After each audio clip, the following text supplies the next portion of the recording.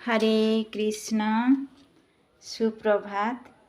সবাইকে প্রণাম জানাই। তো সবাই গোপালের দর্শন করে নাও আগে।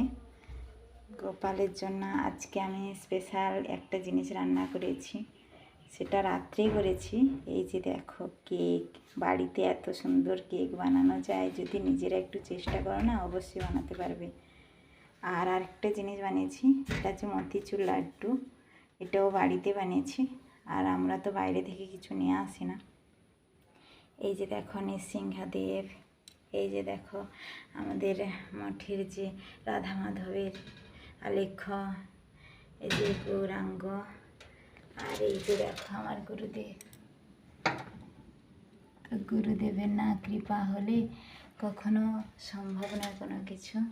তুলসী মহারানী। আর গোপালকে ভোগ দিয়েছি। আর এই যে হচ্ছে আমি সত্যি কথা বলতে কি, কৃষ্ণকে খুব ভালোবাসি। জীবনে অনেক আঘাত, অনেক কষ্ট পেয়ে তারপরে ভগবানের পথে এসেছি।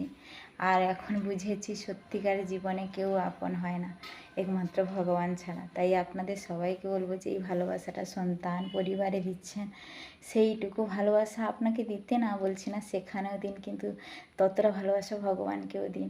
তাহলে দেখবেন জীবন সুন্দর হয়ে যাবে। কারণ সবারই রক্ষাকর্তা, সবারই পালক হচ্ছে উনি। ওনাকে না ভালোবেসে যদি অন্য সবাইকে ভালোবাসেন, ওনার কি ভালো লাগে বলুন? তো সবাইকে এইটুকুই জানানো, সবাই ভালো থাকবেন আর নিজের স্বাস্থ্যের দিকে খেয়াল রাখবেন। বাড়িতে জিনিস রান্না করে খাবেন, বাইরের খাবার নিয়ে এসে গোপালকে দেওয়া বা নিজেরা খাওয়াও ভালো নয়, বুঝতে পারলেন? তো নমস্কার, সবাইকে ভালো থাকবেন।